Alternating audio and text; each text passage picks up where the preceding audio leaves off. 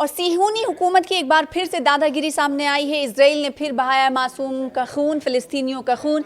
गजा में भीषण हवाई हमला किया गया। इजरायली सेना ने गजा में कई हवाई हमले किए, जिनमें कम से कम 2 फिलिस्तीनियों की मौत और कई लोगों के घायल होने की खबर है। हमलों में एक मस्जिद और विस्थापितों के टेंट भी प्रभावित हुए। वहीं वेस्ट बैंक में फिलिस्तीनी जमीन जब्त करने के नए आदेशों से क्षेत्र में तनाव और बढ़ गया है। इजराइल के प्रधानमंत्री बेंजामिन नेतन्याहू इलाके की सुरक्षा और ईरान पर चर्चा करने के लिए अमेरिका के दौरे पर पहुंचे हैं। वहीं दूसरी ओर इजरायली सेना ने गजा में हमला किया, जिसमें 2 फिलिस्तीनियों की मौत हो गई और 12 से ज़्यादा दिगर लोग जख्मी हो गए। इसके साथ ही एक मस्जिद और जो विस्थापित फिलिस्तीनियों को आश्रय देने वाला टेंट था वो नष्ट कर दिए गए। इजरायली फाइटर प्लेन ने यह हमला मंगलवार यानी 28 जुलाई को किया। इजरायली फाइटर प्लेन ने गजा शहर में यंग मेंस क्रिश्चियन एसोसिएशन यानी YMCA की इमारत के पास अल मुत्तकीन मस्जिद पर हमला किया। मीडिया रिपोर्ट के मुताबिक हमले से पहले पूरे इलाके को चेतावनी यानी इंतबाह दिया गया था, लेकिन लोगों ने एहतियाती तौर पर कदम नहीं उठाया। उनके पास समय नहीं था क्योंकि समय कम दिया गया। तो इजरायली नुसरियात शरणार्थी शिविर पर एक अलग हमले में एक शख्स की जान ले ली।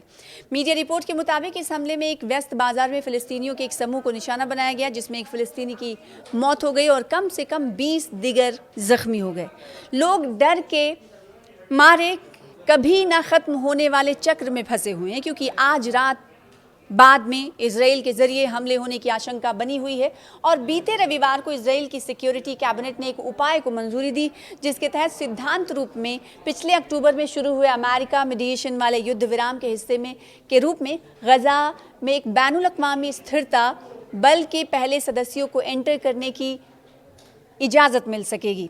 इजरायली अधिकारी कब्जे वाले वेस्ट बैंक में और फिलिस्तीनी ज़मीन जब्त कर रहे हैं।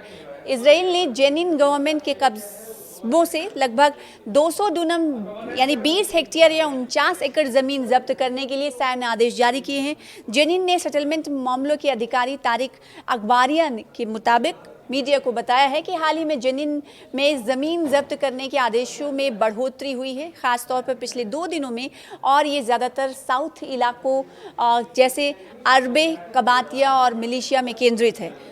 अमेरिका सऊदी अरब के हमले में 20 इराकी मारे गए हैं। उधर आपने ये रिपोर्ट पूरी देखी। और दूसरी तरफ आपको बताएं कि जिस तरह से जिस कॉज पर अमेरिका और इजराइल इस वक्त फ़िलिस्तीन के ख़िलाफ़ कायम हैं, वो कहीं ना कहीं सिहूनी हुकूमत की तरफ से लगातार हमले किए जा रहे हैं और ऐसी तस्वीर दिखाई दे रही है। अगर UNHRC की बात करें तो UNHRC की तरफ से हमेशा ये ताकीद की गई है कि यूनाइटेड नेशन ह्यूमन की तरफ से कि अमेरिका इजराइल को बोले कि जिस तरीके से अमेरिका गजा और फ़िलिस्तीन के ख़िलाफ़ इजराइल ने इस वक्त स्ट्रैटेजी अपना रखी है, उसमें तब्दीली लाए, या फिर बहुत सारी ह्यूमैनिटेरियन जो तंजीमें हैं उनकी तरफ से भी अक्सर इस बात की मजम्मत की जाती रही है, लेकिन बदलाव कुछ नहीं आता। ज़मीन पर अगर देखें तो ज़मीन पर स्थिति और हालात जो हैं हूबहू हैं।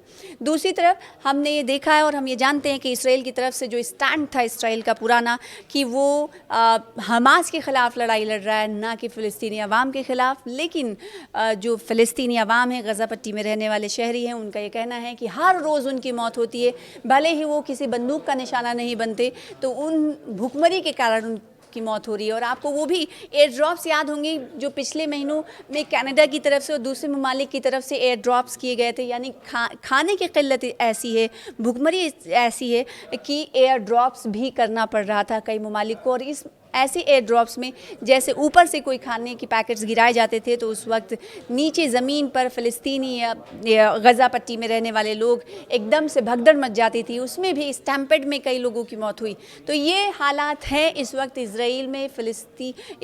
इजराइल की वजह से फ़िलिस्तीन में हर वक्त खून-रेज़ झड़पें होती हैं। ना सिर्फ खून-रेज़ झड़पें होती हैं, बल्कि कई शहरी इलाकों को निशाना बनाया जाता रहा है। और दूसरी तरफ ना सिर्फ शहरी बल्कि जो शहरी हलाक होते हैं उन या फिर ज़ख्मी होते हैं, उन्हें अस्पताल में अगर भर्ती कराया जाता है तो उन अस्पतालों को भी या फिर शेल्टर होम्स को भी निशाना बनाया जाता रहा है। ये जो शुरुआत से जिस तरीके से स्ट्रैटेजी अपनाई गई इसराइल की तरफ से, उसी स्ट्रैटेजी के तहत आज भी वही कदम उठाए जा रहे हैं। और दूसरी तरफ जो यूनाइटेड नेशन ह्यूमन काउंसिल से जुड़ी हुई बहुत सारी तंजीमें हैं, उनका ये कहना है कि गज़ा के हवाले से जो जो पूरी दुनिया में उम्मत मुस्लिमा है उनकी तरफ से खातिर खा कदम उठाए जाने चाहिए। और माजी में आपको याद होगा कि कई सारी तुर्की में इस्तांबुल में हमने देखा था कि एक बहुत सारे इमामों का एक ग्रुप था जिन्होंने मीटिंग की थी और मीटिंग कर एक प्रपोज़ल को पास किया था। उस प्रपोज़ल के ज़रिए कहा गया था कि अब खून रेज़ झड़पे या फिर खून बहाना ख़त्म हो। तो इस तरह की आवाज़ें उठती रही हैं लेकिन ज़मीन पर कुछ नहीं बदला है।